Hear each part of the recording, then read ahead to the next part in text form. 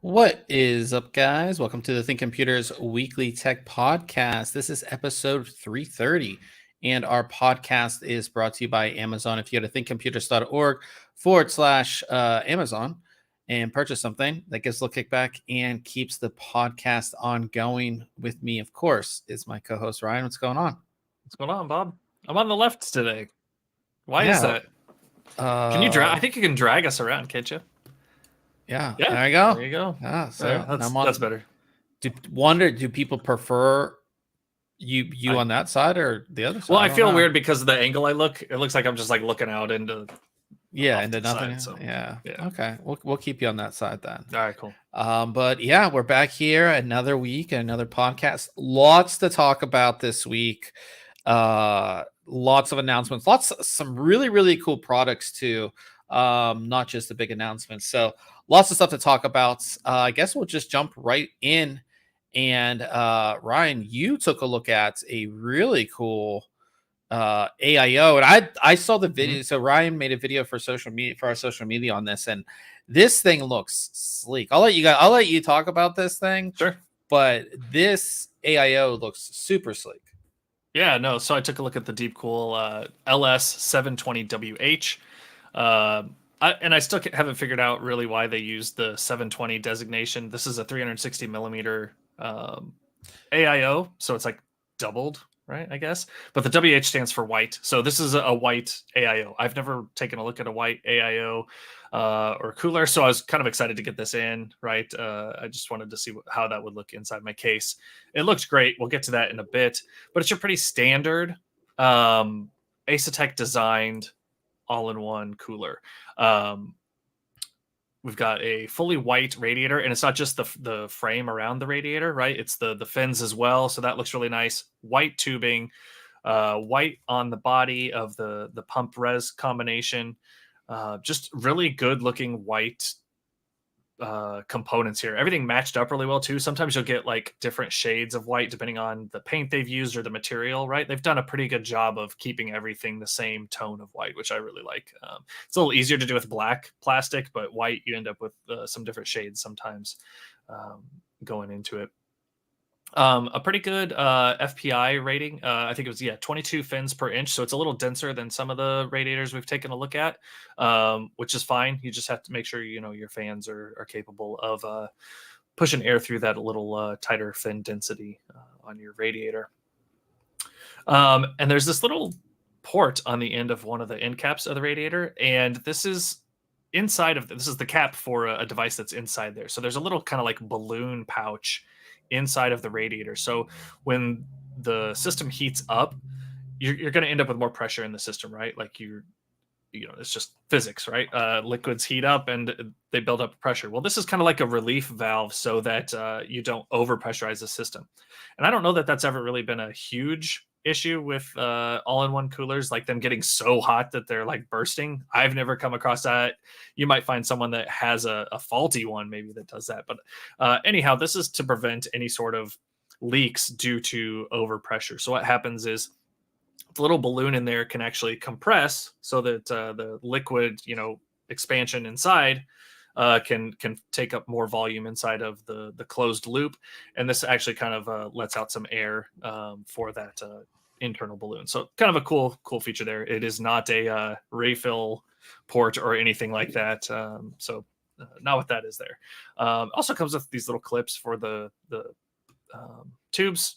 kind of just a nice feature there to keep things tidy and everything. This is a mirrored design with multiple RGB lighting areas. So we have, actually, that's not the picture I want. Let's go to this one. So we have a back mirror here that has RGB lighting around the outside of it. And then you have this center mirror that is rotatable and can pop off. So depending on the orientation you install this in, you can make sure that the DeepCool logo is how you want it, or you can actually pop this off and replace it with a custom transparent cap. And then you can print a label or your own logo and slap it on there. So you have a little bit of customization. Obviously not like the customization you're going to get from a cooler with an LCD screen in it, but it is kind of a cool way to customize the cooler there. The only place that I found black plastic was the little swivel fittings for the pump and on the bottom, but other than that, all black and pretty standard swivel connections here for the cooler. On the base, we've got a copper heat plate and some pre-applied thermal paste. I don't know. I go back and forth on thermal paste being pre-applied. It's super handy, right? You just pop the plastic cover off that's protecting it and slap it on. You don't have to worry about getting the right amount of thermal paste on. DeepCool here has applied an amount that they feel is adequate for the cooler, and I agree with it because we had some great temperatures. We'll get to that in a minute. Also comes with 3 of their FC120 fans. These are also ARGB fans. Pretty straightforward on these. However, they don't use standard PWM connections or ARGB connections. These are fans that can actually daisy chain to each other, which is kind of a nice feature. But it's a non-standardized model, right? So they're not going to plug into a fan controller that you might utilize directly. They have a pigtail that's kind of used, and you can plug them into something else. But individually, they need to connect with each other and the supplied cable that comes with it. So the nice thing is you have minimized cable between the fans, right? You're not running these really long cables back to the backside of your case or anything like that. But they do just kind of clip together and daisy chain. So kind of a nice feature, but it is proprietary. So you just kind of have to consider that when going with this type of system. Installation super easy. As you can see here, we just have those short leads going between each of the fans. Is that single cable for both power and ARGB? It is. Yep. I like that then, because again, for a lot of times for these, even just fans, but for AIOs too, it's like for each fan you have a power connection and then you have the RGB connection. You got to run both cables. I do like that. It's pretty nice. Yeah, I agree. It really cleans things up and makes things much tidier. Old Man says 360 plus 360 equals 720. Maybe they're counting fans on both sides. Yeah, I don't know what their naming was. And yeah, like I said, Jay's 2 cents found that putting fans on both sides only dropped the temps by a few degrees. So if you got room for it, sure, go for it. But keep in mind cabling. Comes with Intel and AMD mounting brackets. Super easy to put on. These brackets just each one of them screws onto the side with 2 screws, line it up and slap it on. Now, we talked a little bit about this last week with one of the coolers you had reviewed where it utilized a custom bracket, and I had kind of talked about utilizing the AMD mounting system. This one, you do have to take the plastic mounts off of your motherboard for AMD installation, and you actually install these little screws on there for installation. So it's a little different than some AMD coolers, but it's not uncommon for AIOs and things like that. So pump connects via a 3-pin to your motherboard header to monitor speeds, and then utilizes again that same 6-pin connection for lighting and power. Testing, we tested this just like all the other AIOs we've tested on this rig, and the idle temperatures are pretty good. Essentially, overall, second place. We have a couple that come in at 24 degrees Celsius. This one was coming in at 26, so right down there at the bottom or top, depending on how you think about it. But a great performer at idle. And then under a load, this thing came in first place, 34 degrees Celsius. The next closest temperature is 37 from the NZXT Kraken Z73, which is another 360 degree or 360 millimeter AIO. This thing was awesome. It's quiet, performed amazing, right? This is with the ADA 64 CPU test, just like you talked about last week. You just run that CPU check mark and let that thing run and see what it gets up to. So I was really impressed with the performance. This was the first DeepCool AiO I've tested on this setup, and I think it's actually the first DeepCool product I've personally ever looked at. So How this did you left me feel impressed. about the fit and finish of everything? Like, how did I didn't have any complaints. Everything felt solid. Nothing felt cheap. DeepCool, I think, sometimes is seen as a second tier vendor sometimes with their products. And I didn't find anything to be, subpar or lacking or, I do feel fit they and have finish a was really, great. especially like this new round of products, because I have an air cooler of theirs. They've really done a good job with fit and finish, and I just like I said, the pictures and the video that you have of this cooler, I was really impressed with how it looked, and again, just like the fit and finish seemed really really good. They're really fine tuning that, and it just kind of shows. Yeah, no, everything looked great. Lighting looks good. I like the coloring that by default, if you don't have a compatible RGB controller or motherboard, which my motherboard is one that does not support the pinout that they utilize. It's just an older motherboard that ASUS hadn't standardized on their current lighting connection on their motherboard. So by default, this will work in a rainbow effect lighting setup. But I like the almost pastel color of the lighting that they get with the default rainbow. And So it looks pretty nice. this is no software, correct? Correct. This is just running off of the unit itself. It kind of has like a built-in hardware. This is your default lighting, unless you connect it to a Yeah, compatible motherboard or controller. Then yeah, you'll have software control. yeah, but But no, yeah, there's no software control for like the pump or Gotcha, monitoring temperatures or fans. Nope. gotcha. So yeah, I gave this a 9 out of 10 and the recommended award. For $140, it's our best performing in this test rig all-in-one cooler by a pretty good, couple degrees. Looks great. Affordable. You've got ARGB lighting. The only things that I put as cons were just like this ambiguous anti-leak feature. Hopefully you never have to make use of it or have it come into play, but I guess it's nice to have it there.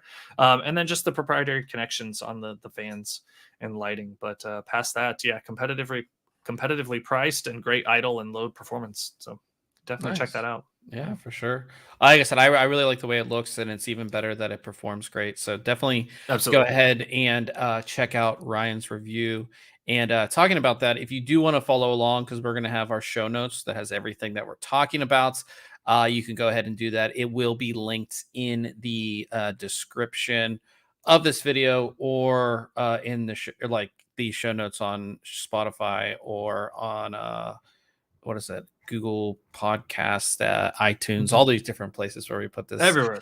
Yeah, everywhere we put this. It'll be out there. Well, you took a look at that. I took a look at a mouse. It's actually this mouse that I have right here. So this is the XPG Alpha. This is ADATA's XPG line, which is their gaming line, and they've been expanding that line quite a bit.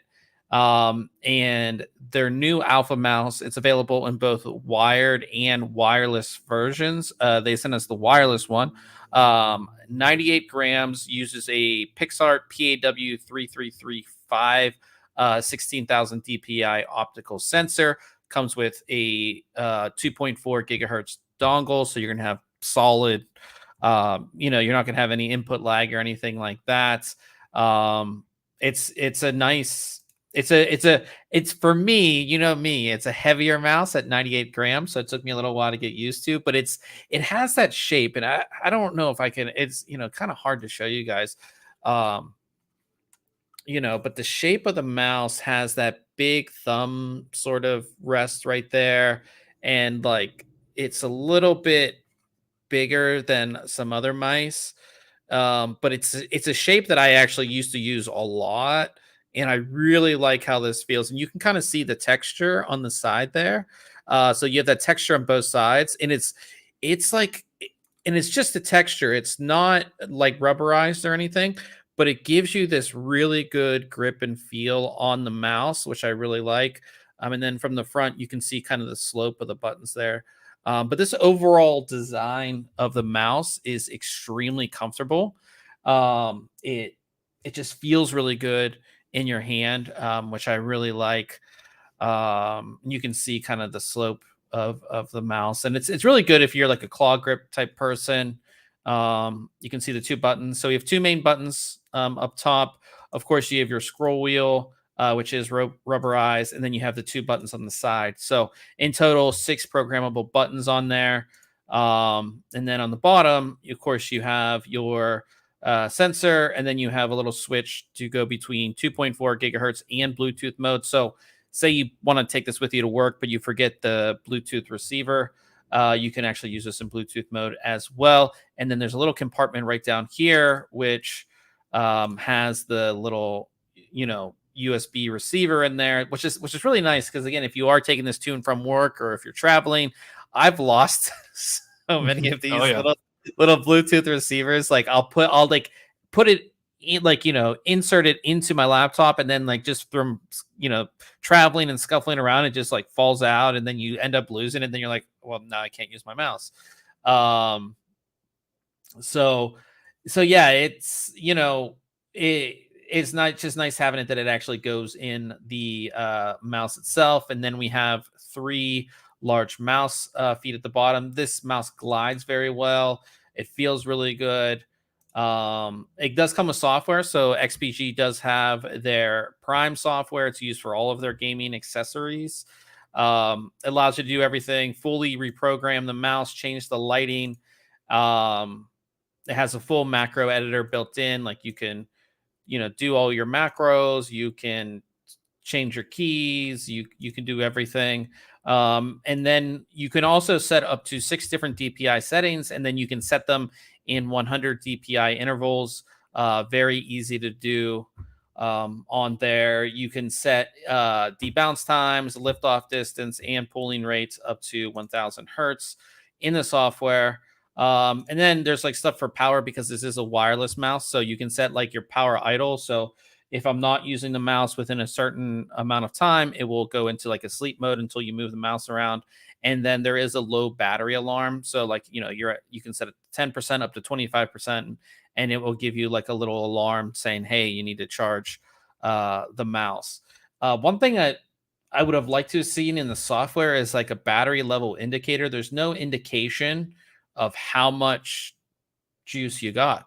It doesn't say, oh, you're at 30%. I have other wireless mouse software, like they'll have like a little icon here that that's a battery. Is that not a battery icon up at the top, towards the top right next to the minimize? That right there.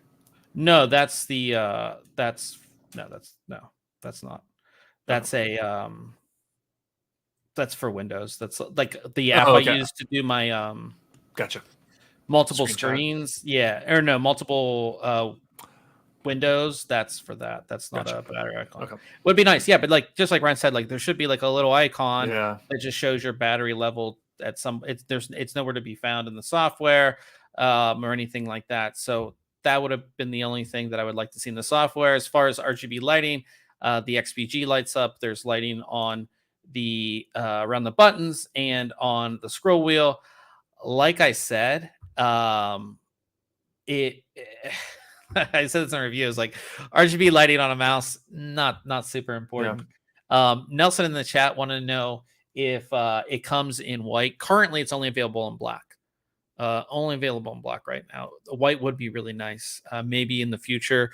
XPG is pretty new into gaming accessories, and I feel like a lot of these companies, when they initially put out products, they were like, I know Cooler Master did this, and a bunch of other companies. They were like very cheaply made to kind of get into market. I feel this is actually a really good product in my opinion. So I think they're getting to that point. So maybe we'll see some more customization as far as color option, getting into the white. That would be really nice to have a white version of this. But yeah, basic RGB lighting. I like this mouse. It's extremely comfortable. It's like very much a all-around mouse. It's not it's not a esports mouse, lightweight or anything like that, but it's an all-around mouse that's going to feel comfortable.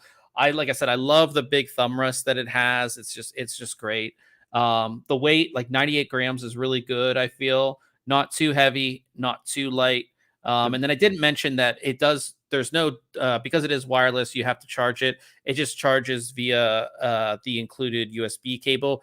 And you can use it wired if you want. So if you run out of battery and you're like, this is the only mouse I have, instead of waiting, for it to charge, all you have to do is just plug in and you can just use it wired as well. And the cable that it comes with is a nice braided cable as well. So I really like this mouse. It is currently $64.99, which I think is a good deal. It's sort of like the quality, no frills wireless gaming mouse. So you'll see a lot of wireless gaming mice that are really cheap.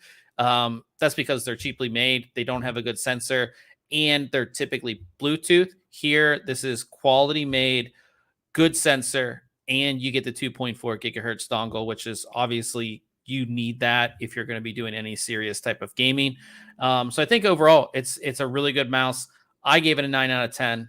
Go ahead and check it out. I was actually really surprised because when I got this, I was like, this is going to be one of those sort of, cheaper mice that's not really good, but I really like the mouse, how it feels. The only thing about it is you can kind of see, and I cleaned this like today, but the actual it's get pretty fingerprinted. Yeah, and this is like no use. This is just like me holding it up now, but like if I had to clean it before I took the final pictures, so it's been clean, but this material is definitely fingerprint magnet, I would say. So that's the only thing.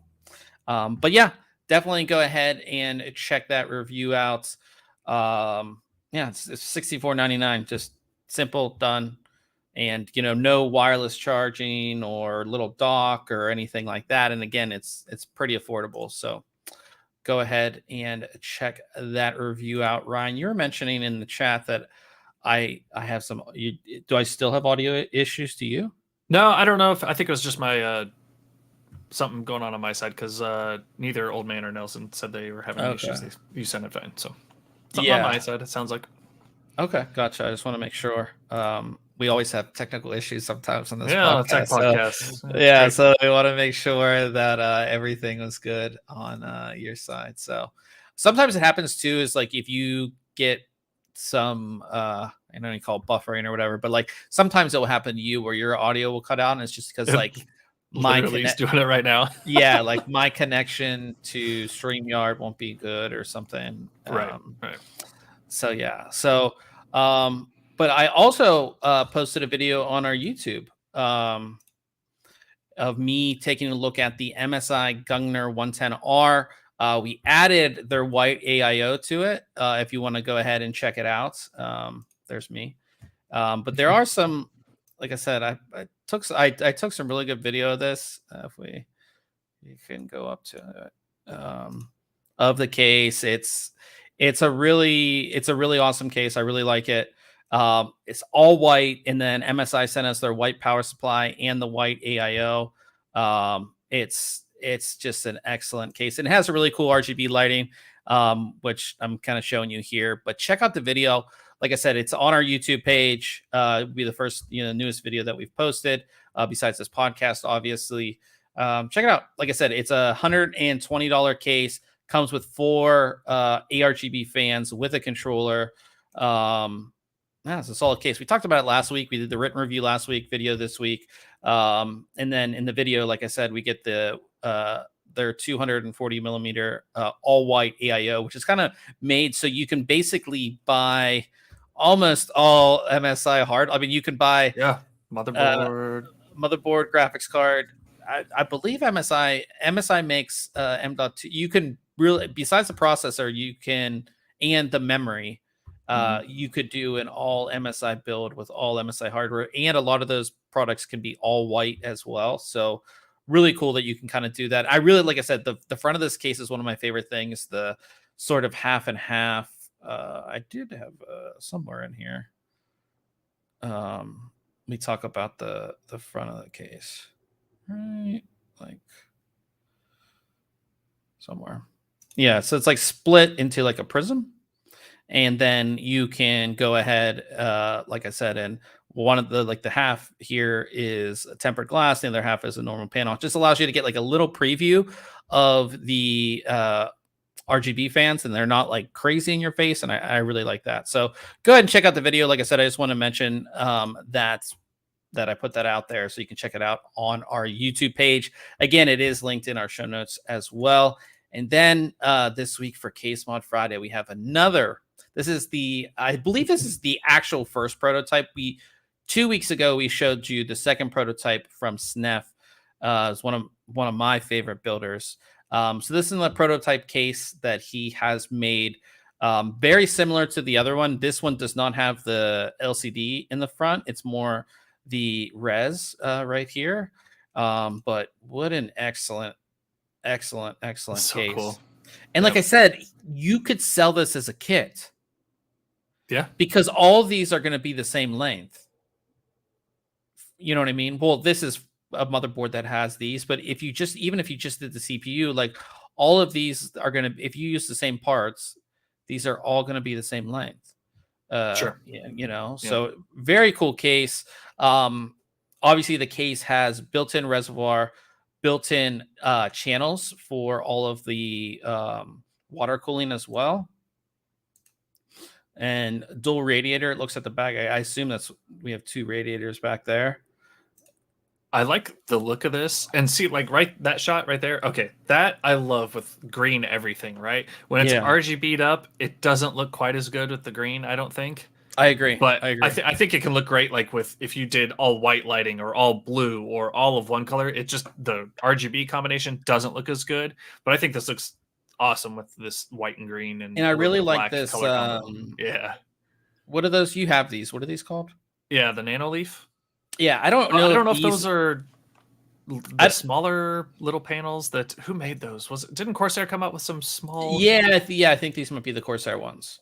But yeah, it's like incorporating all this together, simple yet effective too. Again, you cut down on a lot of tubing because you have the channels built into the case itself. But then that makes it so, again, you can show off certain things. And again, it's all acrylic with RGB lighting in there, which I think looks excellent. I mean, again, the RGB lighting all in there. Yeah, it's just an excellent build, in my opinion. Yeah, I believe these are the Corsair. Yeah, I think so. Yeah, still super cool. Again, this one, and then we featured his other one, which is a little different than this, but I believe these both will be at PAX. So if you are going to PAX, you can check both of these out. I don't know what booth. I'm guessing based on this one, this would be in the Corsair booth because everything is Corsair. The water cooling is all Corsair.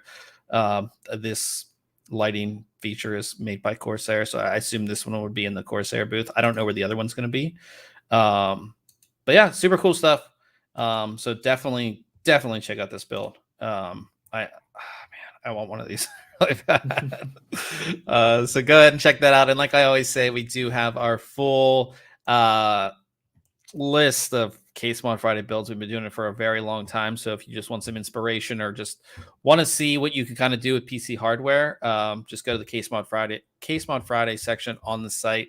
And there's a bunch of stuff there you can go ahead and check out. And we're going to news. And of course, the biggest announcements of the past week, AMD Ryzen 7000 series was made official. AMD had their press conference. You could watch it on their YouTube channel. Basically, the new Ryzen 7000 series, of course, is built on 5nm process. Up to 13% IPC uplift compared to the previous generation, up to 5.7 gigahertz max frequency on certain parts, and 29% total single thread performance gain compared to Ryzen 5000 series, which is definitely very exciting. As far as parts, we'll just go over the parts first. So, of course, top of the stack, we have the Ryzen 9 7950X, 16 core, 32 thread, That one goes up to base clock of 4.5 gigahertz, boost up to 5.7 gigahertz, 170 watt TDP. That is going to be $699. Then we have the Ryzen 9 7900X, 12 core, 24 thread, base clock of 4.6 gigahertz. It will boost up to 4.7 gigahertz will boost up to 5.6 gigahertz, 170 watt TDP as well. And then the Ryzen 7 7700X, 8 core, 16 thread, base clock of 4.5 gigahertz. It will boost up to 5.4 gigahertz, 105 watt TDP. That will be $399. And then you have the Ryzen 5 7600X. This is like the go-to for so many people it's since the 3600X, it's been such a great part. So this is a 6-core, 12 thread, base clock of 4.7 gigahertz. It will boost up to 5.3 gigahertz, 105 watt TDP. That will be $299. All these parts will be available on September 27th. What do you think? I'm excited. These base and clocks are nuts. Like I know I'm looking at mine. I have Task Manager open, right? And my 3800X has a base of essentially 3.9 gigahertz and a boost of 3.25, I believe, or 4.25. These base clocks are like hundreds of megahertz above my 3800X. And now I'm like, maybe I do need to upgrade, right? Or need versus want. But, you know, the fact that we're getting close to 6 gigahertz on some of these cores is pretty nuts. I think pricing looks pretty decent. I'm missing an 800X part in there, right? We typically have always seen an 800X part.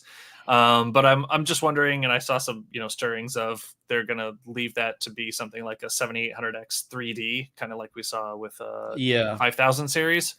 Who knows? But none of these prices bother me. Everything looks great here. 170 watt TDP on those Ryzen 9 is, you got to think about cooling a little bit more carefully. But no, I think this is great.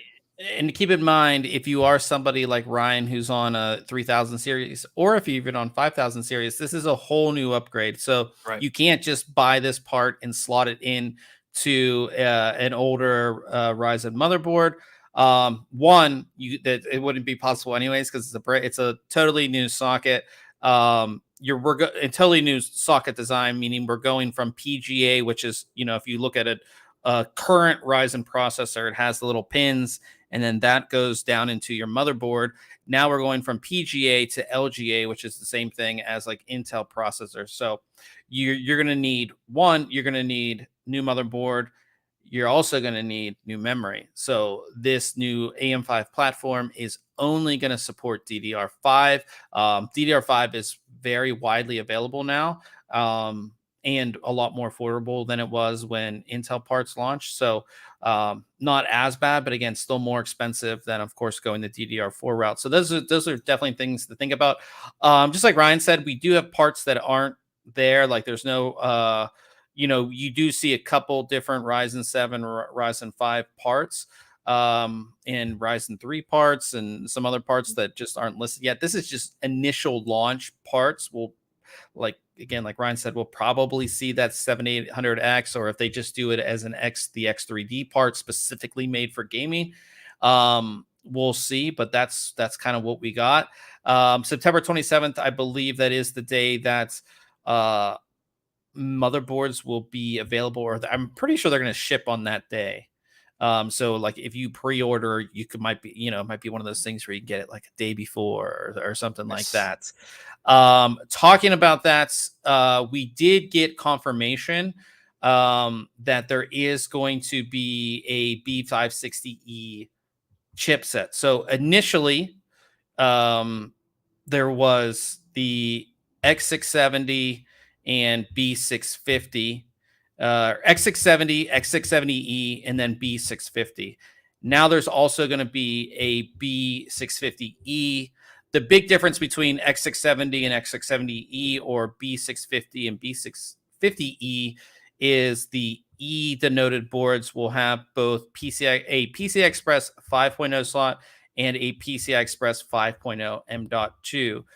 I believe the difference between a B650 and an X670E will be the X670 will have every M.2 on it will be 5.0, whereas a B650E, only that top one will be 5.0, if that makes sense. Yep. But yeah, that's going to be nice for a lot of people who don't necessarily need all of their M.2 slots to be 5.0. They're going to, it's going to save you a little bit of money. We saw that AMD do that before as well. So yeah, so we have that with new motherboards, which is really exciting. And then on the DDR5 front, AMD did officially announce their EXPO technology. This is basically what's it called? What are they called on the Intel side? XMP. This is basically XMP for DDR5 for the AMD platform. Basically, one click and you're good to go. Memory has always been an issue, and we've talked about this extensively on this podcast. That with Ryzen, memory has always been an issue. Hopefully, this makes it easy so you don't have different things on, ASUS would have their own kind of thing, call it one thing in the BIOS for their way to do memory for Ryzen parts, and then MSI would call it something else, and ASRock would call it. It was very confusing to the customer, whereas like all of those motherboard manufacturers on the Intel side would just be like XMP, enable XMP. So now it would just, on the AMD side, it's going to be called EXPO. It should allow for, you to get a higher clocked kit and then just turn on the EXPO profile and you're good to go. Yeah, standardization is nice. yeah, especially when you're like used to using one motherboard and you're like, wait, where's the setting? It's called something different, right? Yeah. What does this vendor call it? Yeah, so it's kind of nice that we have that there as well.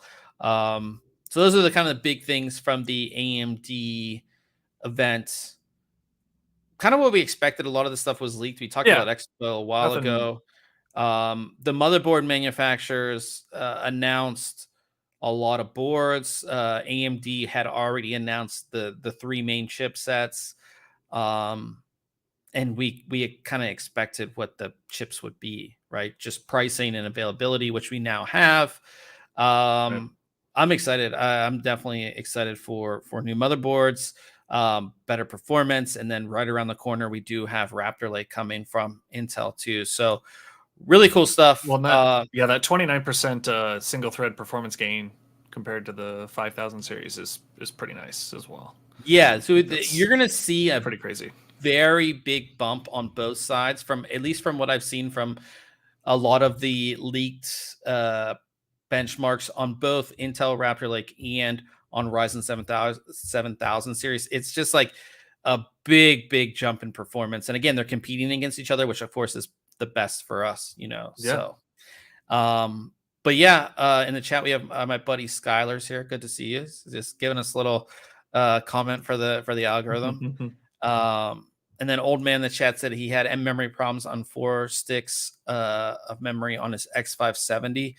Yeah, it's like I said, memory has never been good on AMD. They figured it out a little bit with the last generation, but it's hopefully this AMD EXPO really makes it so it's just like, again, one click, your memory is good, and there's no other issues there. So talking about new motherboards, now we saw this motherboard listed. We remember that's a few weeks ago. We saw that leaked list of ASRock upcoming motherboards. Right. And there was one we were curious about. Yeah, so we saw this motherboard called the LiveMixer, which we had no clue what it was. And apparently pictures of its PCB have been leaked. This thing, and again, this is just a PCB. There's no parts on this. You can see all the trace outs for the socket and everything like that. But what is this design? Looks like it's something out of the like early 90s. I don't know what's going on. To me, it looks like they're going for like some sort of DJ vibe, right? Because there's some graffiti, there's paint splatter, LiveMixer. I mean, it just feels like they want to have that look. I don't know how that the two worlds cross over really. I mean, a lot of stuff is digital now. And I'm not, yeah, and again, I'm not seeing like, so here's where this little separator is. If you guys are watching the video, this is where the audio section of right, the and it's board not is. any more robust looking than Yeah, what so we're used to. I mean, would this come with like an external sound card, Right. something? That's the only Maybe. thing I can think of, because the built-in sound doesn't appear to be much more than this single chip right here. So yeah. Yeah, I don't know. not Yeah, I think we were kind of expecting, I'm trying to remember what we had said it might have. Maybe some extra, audio audio, or options, like or we an said external something device. Yeah. yeah, and like LiveMixer would be like for streaming, like maybe it would have some type of streaming capability, or make it easier if you're a streamer. Like that's, this is the board you get for that. Sure. It's kind of hard to tell too, because it's just the PCB, so there's no components on the board.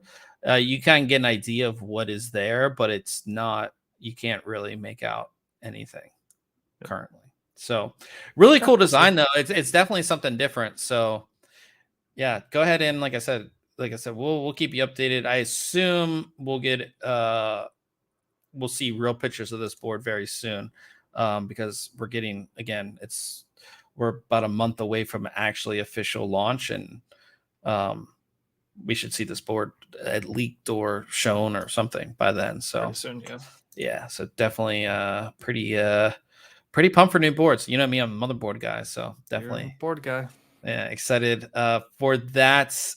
Also coming up, Raptor Lake, an internal memo from Taiwan was leaked, and I can't read this, but but people have, and this is their GTM, or go-to market plan for 13th generation Core Raptor Lake desktop processors.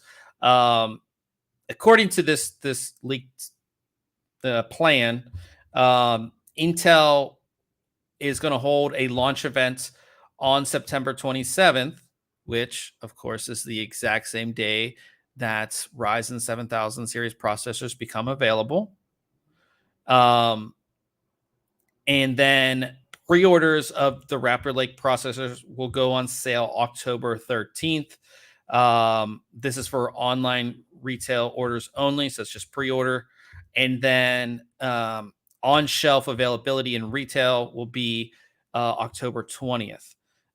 Nothing in this document talks about reviews or NDAs, but you would expect that to be anywhere from September 27th, when they have this event, through October 13th. So it looks like as soon as like Ryzen's available, you'll get the news of Intel. And I've seen some leaked processor benchmarks, and it does seem like Intel will slightly, in certain tests, beat the Ryzen, not by much. It's like 1 to 3%. But they're gonna, they'll tout it for sure. Hey, yeah, that's the fastest gaming processor. Yeah, so this holiday season would be a great time to, as long as we have availability and there's no global shutdown of anything, we should have availability of these parts, and there's gonna be great, like I said, great motherboards available on both sides. But that should give you an idea. So month away, basically, we'll know a lot more about Intel's Raptor Lake processors, and it's definitely going to be an exciting time for sure. So really, holiday season is going to be a nice time to get a new PC. Yeah, you gonna do it? Nope. Okay. maybe GPU, but yeah. Well, talking about GPUs, you might want to get one now coming up. So we've talked about the price drop. So we've seen insane prices on brand new graphics card, not just secondhand market, like really, really great prices. Both AMD and NVIDIA have been cutting prices, specifically NVIDIA, because they're gearing up for their RTX 40 series launch. But it seems that these price cuts aren't really doing it for consumers. Consumers, they're not moving as much product as they probably need to. Again, they need to clear the shelves before they launch RTX 40 series. So it's been reported that they're going to drop prices even more. And we talked about this. I said, is this the bottom? Are we bottoming out yet? And it doesn't seem like it. It seems both AMD and NVIDIA will cut prices again in September. How low do you think these are gonna? I mean, like, would you pick something up now or not? No, I think I'm just gonna hold out for 4000 series. Okay. But depending on what like price point you're at, yeah, it might make sense to go with like the top end 3000 series, or maybe a I don't know, a 38 I don't know. What would make like what are the prices now? Like 800 I haven't for looked 3090? recently to see what they're at the moment, to be Yeah, honest, because I like kind of if a stopped. 3080 Ti was $500. That's a really great deal. Yeah, that's what I mean. It's like, Like, yeah, like what are you gonna do? You know, it's kind of hard not to right. jump at that. Yeah, You I know, guess. again, especially if you're like gaming on a 1440p screen or below. I mean, Yeah, you probably don't need anything higher. There's no new game coming out, right? There's not a Crisis 10 that's coming out that's taxing your yeah, system that you need this on. Um, unless you're really trying to hit some really high frame rate, or running a 4K screen and still trying to hit some pretty decent frame rates. You probably just don't need anything more than that. yeah. I mean, again, like what Ryan said, like running 4K and above at higher frame rates, or running 1080p to 1440p at 240, 360 hertz. You know what I Yeah, mean? depending on your title, yeah, Yeah, like absolutely. that's where you would need a super high. But if you're just playing like normal games on a 1080p, 1440p, like 30 series, 3070 and above is more than enough. And if you can pick one up for, I mean, how low do you think a 3070? I think they're only doing the price cuts to 3080 and above from what we've seen. Because yeah, you'd probably sell a ton of 3070s if they cut those Yeah. two, So, but I right? think 3080 and above, so 3080, 3080 Ti, 3090, 3090 Ti are going to be the ones that are going to be discounted. I don't know. If a 3080 Ti was $500, I'd buy it. Sure. Yeah. Yeah, no, that'd be So, but yeah, pretty definitely, decent like I deal. said, guys, like I said, if you're looking to upgrade and you're okay with maybe being disappointed when you hear the the RTX 40 series, but you want to get a card, they're going to be discounted even more, it seems, than what they already are. We don't Right. know what those prices will be, but expect them to be, like I said, it's the last day of August. Man, summer's over. Last day of August. Yes, it is. Well, not for me. I live in San Diego, but Yeah, it's always summer. yeah. But it gets a little colder here, but it's not. Yeah, it's always the end of summer. Always means new tech products are coming out. Yep. All the companies are gearing up for holiday season, and there's new products coming out. So I'm super excited for all the new stuff we get to check out.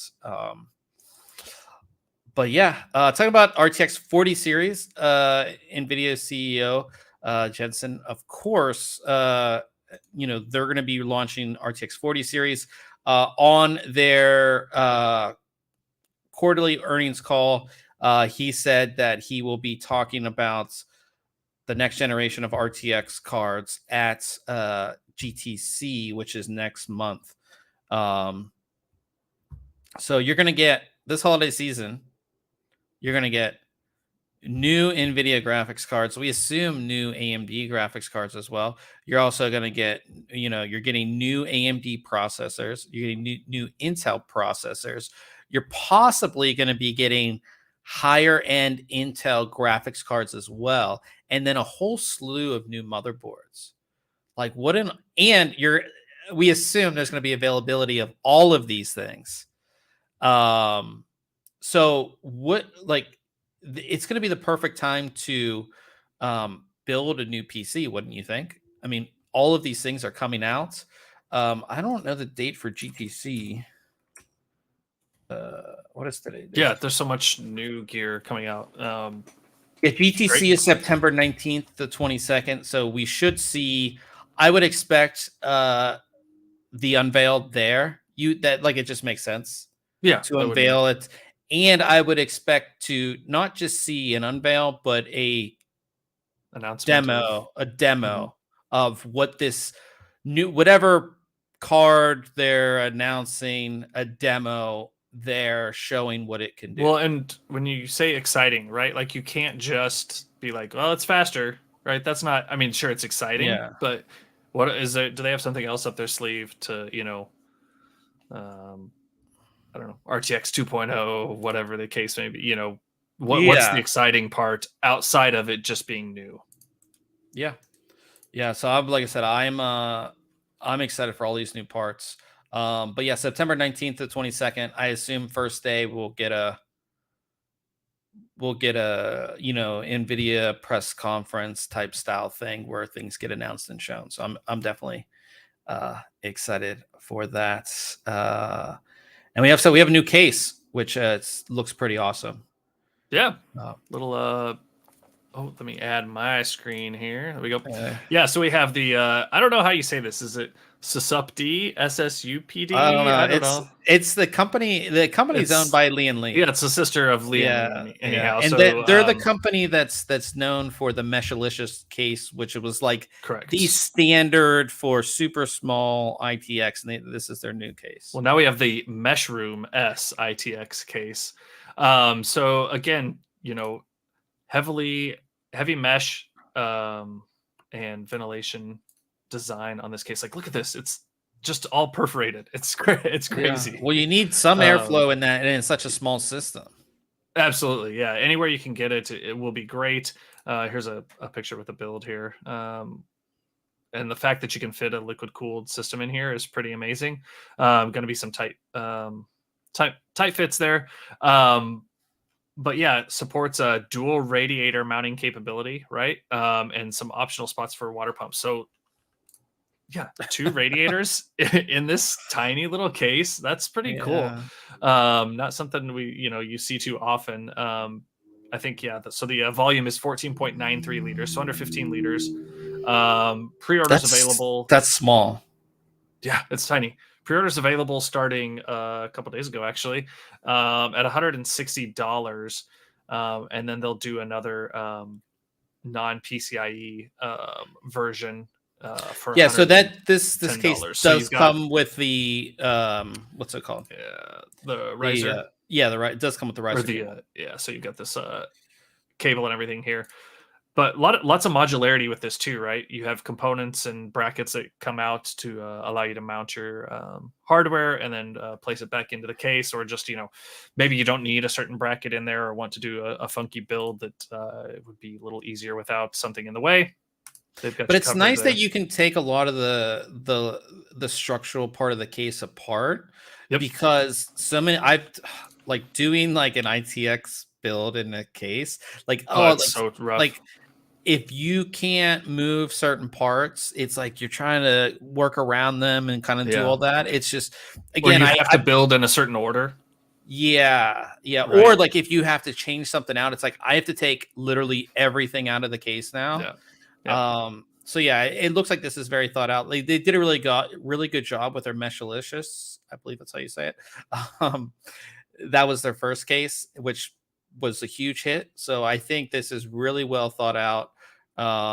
Price seems good as well. And if you want a super small build that you can still put some serious hardware in, this Yep. seems like it's going to be the Definitely case. worth checking out. Yeah. So yeah, definitely go ahead and check that out. Get your pre-order in if you're interested in that. So Yeah.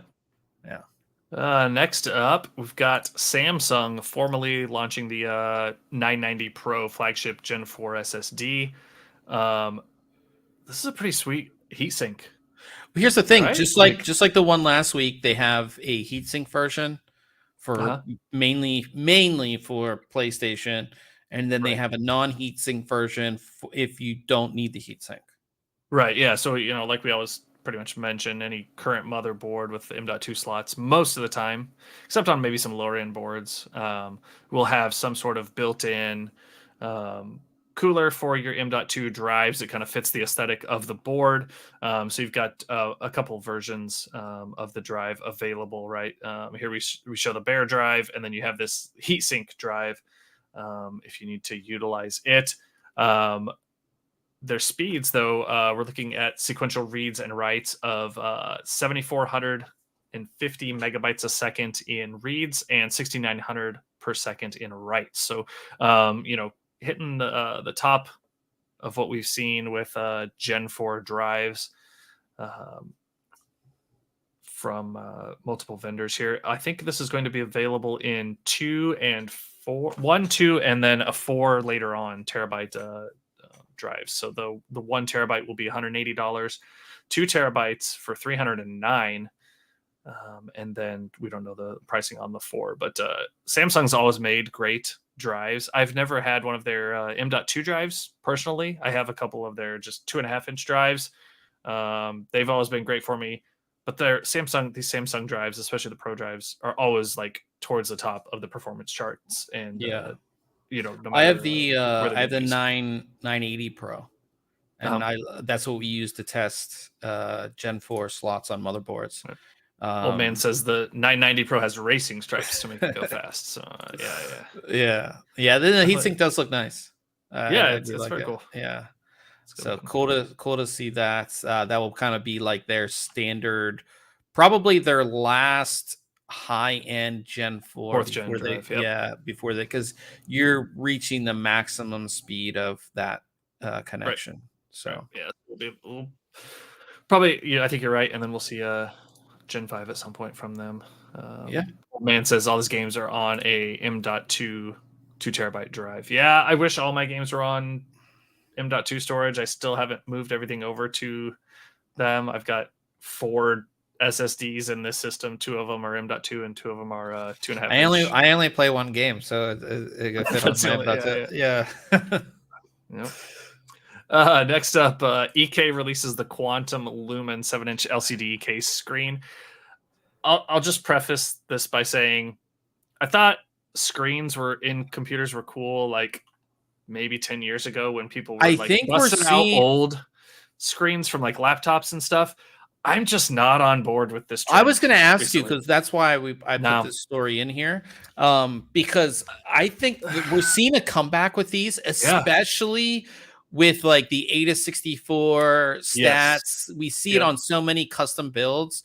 I like this product because I'm not going to get like some LCD screen that's not really made for a PC and then try to get it to work, and then you got to buy this cable. You got to like, this comes pre-packaged. In my opinion, it looks pretty nice. It can fit in different cases. It comes in silver and black.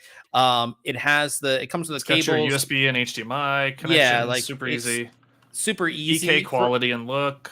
Yeah, for somebody like me, I like this. But I like, if I was going to put one in, this would be a top contender, right? Like, I like the EK aesthetic most of the time on their parts. It's just I just can't get on board yet, right? Maybe I'm getting old. RGB's enough for me.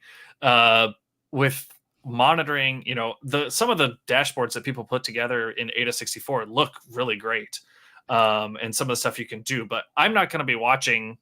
Oh yeah, of course. Videos on there or checking my temperatures by looking over at my case. If I'm going to, I guess I have enough monitors where I can just look up at. If you look at it there, whatever, but like if you go back to that other picture, this one or any of the like that, like you could put that the other way, kind of like they have it in the other pictures. But there are PSU covers that like this will fit. Yes, flush on that would work. Yeah, kind of like this picture, right? You could cover up this PSU because you and I, neither one of us are a fan of that cutout, right? Like I don't care to see the side. Now, where I do think this would look cool, and I think we kind of see it, not necessarily for this, but if you were someone like GGF, right, Stuart, who makes awesome videos of his builds. So what you do is you put this in your awesome build and you show the build video of that system and it's playing on here. Now I can get behind that look, right, as a showpiece, but or like functionality for me past that, I've seen either way though, it's cool. I've seen But a couple different custom builds too, where like it's like a Dragon Ball Z theme build, and then they have like yeah, a GIF running on the screen that's right. like a Dragon Ball Z guy or whatever it may be. I like the idea of it. I just like that EK took something that's, I guess, kind of gaining more popularity now. They packaged it well, they made it simple, and it's Sure. not something that, again, like some of them, like to fit your kit, you got to like take the uh take the LCD thing kind of apart a little bit. You got to take a lot of these like mini LCDs come with like stand. You got to take the stand off. You got to get an adapter because it's not made for like, you know what I mean? Yep. One thing I will say though, and I don't know why they didn't do this, but if you see right here, they have the bottom PCI bracket out, and you can see the cable probably going to their video card. Like, Yeah. supply me with a one with a grommet hole or some way, that looks cleaner than that, or Yeah. right, because you've got to get your video to this thing somehow, and Yeah. it's got to come from your card. So ship it with a slot cover with a cutout or something. I don't know. Yeah. Anyhow, pricing on this, what is this? 136 ish euros. And it comes in 3 colors: black, silver, or nickel. Yeah, I don't know. Not my thing, but I thought you would be more neat. excited for this, but I guess I was No, wrong. and that's weird because I like the NZXT and the Corsair AIOs with the screens on Yeah. the cooler there. I don't know, this trend here, I just haven't found a use for it yet. Delson wants to know if we'll get one to do a review on it, like how many different ports, how many megahertz. I don't know. I don't know that we'll get one necessarily. Not after I talked about it like that. No. Next up, kind of an interesting device here from Corsair, the XENEON Flex 45-inch bendable OLED gaming monitor. If I have like a 45-inch monitor, I've probably paid enough for it that I don't even want to touch it because I'd be afraid of breaking it. But like, this Corsair's like asking you to grab it and I feel like play the video for everybody that's in the if you just play, it's not long, but you can see how you can, and there's a bunch of YouTubers that put videos out on this where like you can take your flat monitor and turn it into a bendable, into a curved monitor. But here's the thing. If I'm buying a gaming monitor, I typically either want it curved or I want it not curved. I feel like this is like the next, like, remember 3D TVs? Right. Don't push this on me. Right. Like, yeah, like, and LG just came out with their own, like, this is made in corporation with LG because they're the one who I believe they own the panel that makes the panel. They came out with their own theirs is at least it gives you the option, right? You're not stuck with a curved screen or a flat, so you have the option to make that bend. How many times are you doing that? Like, I don't, as a game, I don't know. Even as a TV, I'm not like, hey, I want to, like, I would just normally do that. Like, I would just have it curved all the time. Like, that's the whole point of a curved screen, is to be more immersive for you, the user. So, like, maybe if I have, like, say, like, I have this screen in like a dorm room, right? And like I put it flat so my friends can watch the YouTube video I'm watching or whatever, right? But like, if it's just me and it's my personal monitor, I'm always going to have it curved, just for like, even for like work or multitasking. Like, curved to me is better. I don't know. Maybe that's just me. Yeah, I don't know. It's neat. Also, another cool thing though is the stand, with the connectivity options that you have on the front. Right, it's kind of a wider stand, but isn't this thing like $3,500? I forget how much this is. It's not cheap. Yeah, I think it's expensive. Right. I like that Corsair, like, this is like new tech. Like, this is the next thing, and I like that Corsair is jumping on it and being like, you can have a flat screen or you can have a curved screen. Like, you get to pick it. I like it. I think it's cool. I just don't like, as the end user, I don't see myself going like this, like, every day. Like, hey, I'm doing work. It's flat. I'm gonna game. It's got, like, I don't know. That's just me. Where I could see it maybe making sense is, let's was it Samsung has that curved monitor that you can put into portrait mode, right? So you get that. If you Yeah. could use this on this stand and rotate it and then kind of do the bend thing so it, fits that way. I don't know. I'm just trying to think of a use where Yeah. I might want this. I just foresee a lot of monitors getting snapped or broken with I haven't with seen this. this tech in person, so like I No, don't know. no. Yeah, I feel very weird about like, and again, this is like a very expensive monitor. Like, I'm gonna bend this glass. See, Like, an old man brought up I'm sure the tech works fine. Like it bends. It's like we have phones that the flip that was that Samsung Flip whatever, and in the next product we're going to talk about is the same type of thing. So I'm sure this tech works fine, but it's just again, this is like this is like your birthday present, or you saved up for a while for this monitor, and then you like you're not paying attention, you like snap it or something like that. Old man brings up a good point. Attach a motor to it, right? Maybe not so it goes so fast to fly away, like he mentions, but put some sort of piston, whatever the case may be, so that it just curves on its own. You hit a button in IQ and you set the radius to 1500 or 1800 R, right? Or I think flat, maybe it's just because you need like a lot of power. Like you couldn't get a forced to do motor. it. Yeah, I don't. Again, I've only seen what We they've haven't shown in seen the video. it, so There are I forget who did. There's a couple YouTubers that did videos on it. Kyle did one. Yeah, so it's you like I said, you can check it out.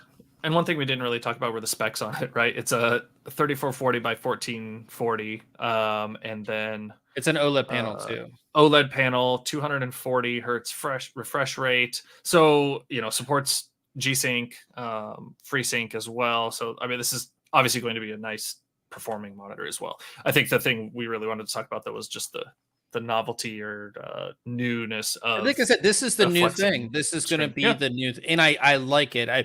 I think the first time I saw a curved glass was like a cell phone. This is like 10 years ago at CES, and I was like, "That's the coolest thing, man!" Like to have like like a glass that like was actually it was like a wave, like curved.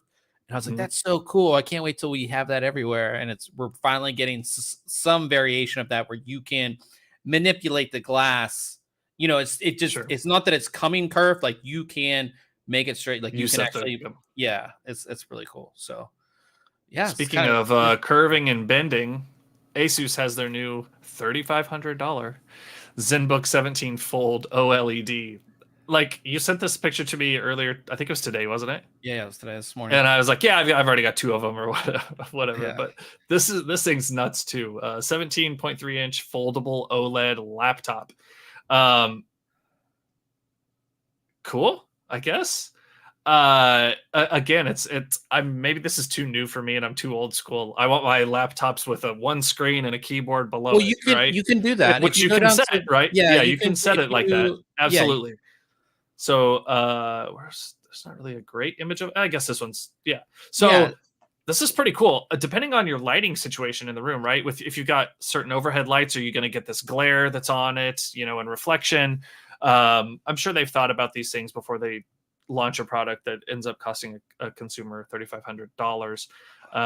But this is, again, pretty cool. Hopefully we've gotten to the point of these being durable. I think this had 3,500 or 35,000 opens and closes is what it was tested at. Yeah, built to last 30,000 open and close procedures. Like, that's a lot.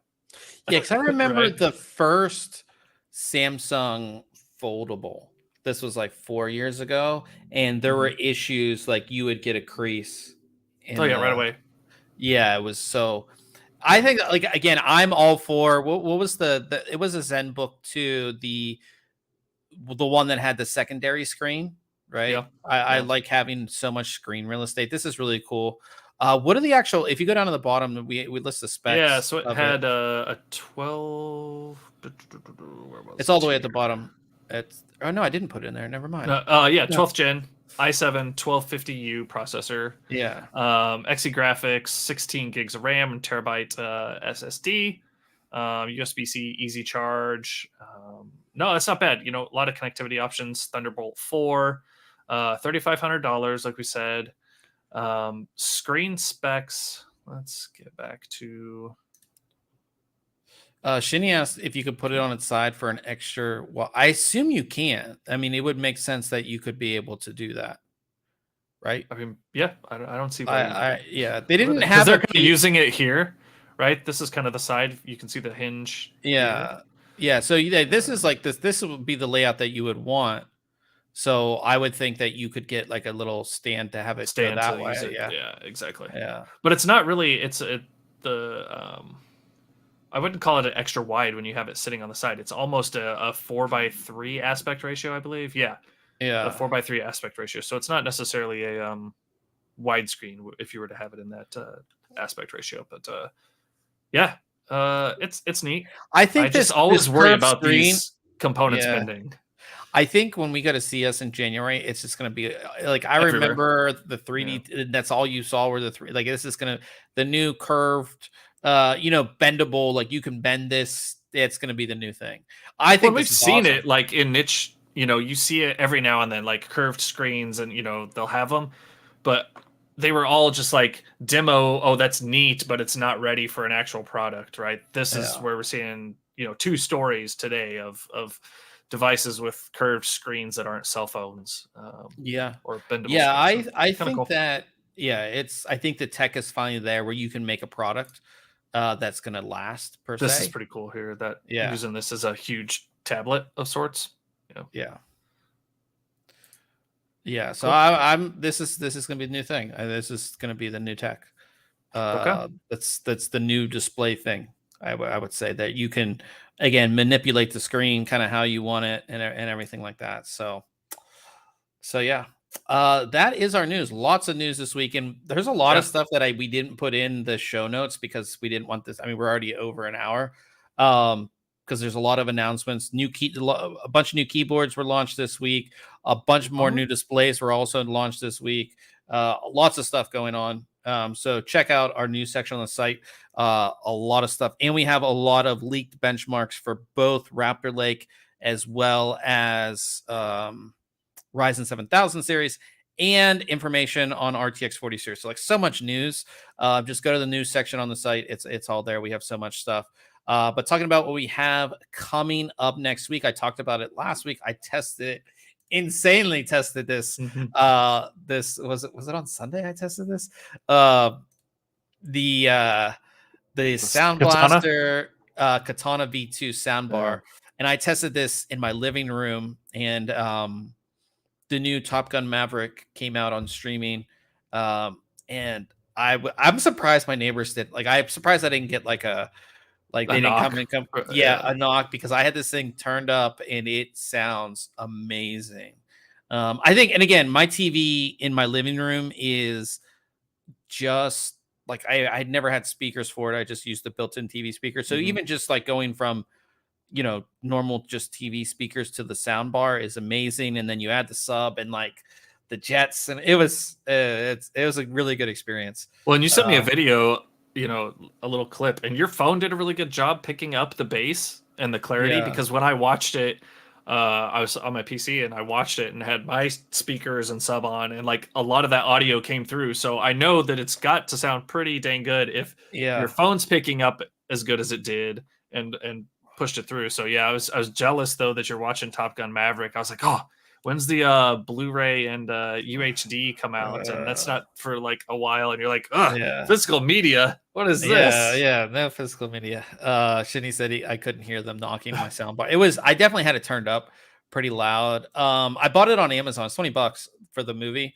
But I would say it's one of the better movies that I've seen lately. So I was just like, I can this is a business expense to pay for this movie, but I bought it on Amazon. I think you can buy it on YouTube and a couple other, the streaming, but it's not available on like a streaming platform for free. Yeah. Oh no. Yeah. I'm sure it'll be on Paramount Plus. And also next week, we'll have another product. I can't tell you about it, but it's going to be a major competitor to a very well-known brand, gaming brand in the networking space. That's all I'm going to say. So we talked about it. It was leaked. No, they announced it, but I actually have one, and I have a pre-production one that will possibly be able to talk about if they don't change the embargo again. So yeah, pretty excited for that next week. And that's it, guys. They were coming to the end here. Of course, at the end of each podcast, we talked about. Oh wait, real quick in the chat. Old man. Oh, also, old man, tell us the games for this week, because you always tell us the games on Epic. But he also said he has an LG soundbar with a subwoofer, and he was surprised how good it sounds. Much better than his LG or Sony TV. Yeah, I think just having the subwoofer just gives you that sort of more cinematic experience, like you would get. Not, I mean, it's not going to be like a nice movie theater, obviously, but it gives you just you feel more in the action, whatever you're watching. And then as far as games, I said, old man said, Ring of Pain is free on Epic until tomorrow, until 10 a.m. Shadow of the Tomb Raider and Submerged Hidden Depths is Shadow of the Tomb Raider. That's what we use for graphics card testing. Yeah, so definitely go ahead and pick that up. That will be September 1st through September 8th. Thanks for getting those for us. And like I said, at the end here, we talk about anything tech related. Have you done anything I've been too busy. No. Just busy and getting busier. So I have this chair, like my chair is a ergonomic chair, and it is sitting on carpet. I'll preface that. And I guess just over time, the wheels, like what actually holds on the wheels, just gets bent, because rolling it on carpet is probably not exactly what it's designed to do per se. Yeah. So I went out and I was like, like the wheels keep on falling off, because they're like the thing is off. Be like going around like a wheel would fall off. So I picked up, just like I went on Amazon. I was like, I'll try these out. They're like $20. I picked up these. You see these all the time. They're like basically like rollerblade wheels for your office chair.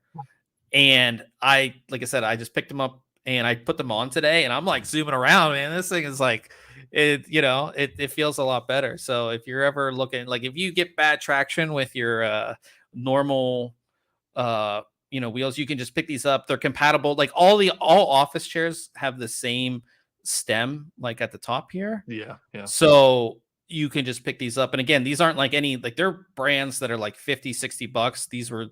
I think these might be the cheapest ones that I saw. But they're, like I said, very inexpensive.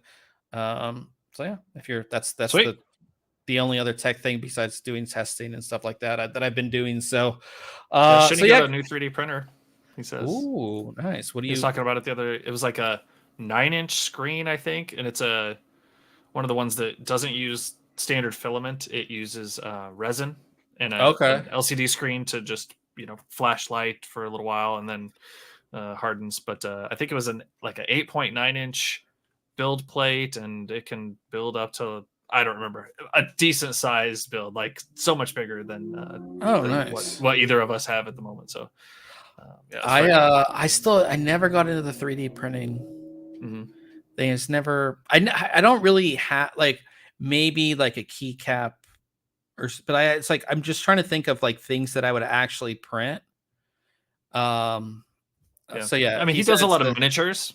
Yeah, like for games and stuff, and they turn out awesome. Like he'll bring them in, and they're so small, and you get look up close to them, and they're so detailed and high resolution. There's no lines. I print something on my $150 printer, and there's build lines all over it. These things are just like smooth right away, ready for paint. They look awesome. Yeah, his is the Elgu Saturn with a 4K 8.9-inch screen. Yeah, very cool. Like I said, I never got into the 3D printing, but maybe one day I will. But guys, we are going to jump off of here and go over to Twitch, twitch.tv/ThinkComputers. Ryan will have that stream up. I believe Shinny is playing with us as well. We're playing some Apex Legends. I'm kind of excited to do some gaming tonight, actually. So maybe I'll actually be good this week. Who knows? But we're going to go over there. So again, twitch.tv/ThinkComputers. Thanks everybody for coming out. Everybody who was in the live chat, of course, Old Man, Nelson, Shinny. Who else was in here? Skylar was in there. Yeah, we had a bunch of people in the chat. So good. Thanks all you guys for coming in. And of course, everybody who listens later, we definitely appreciate you. and we'll see everybody next week.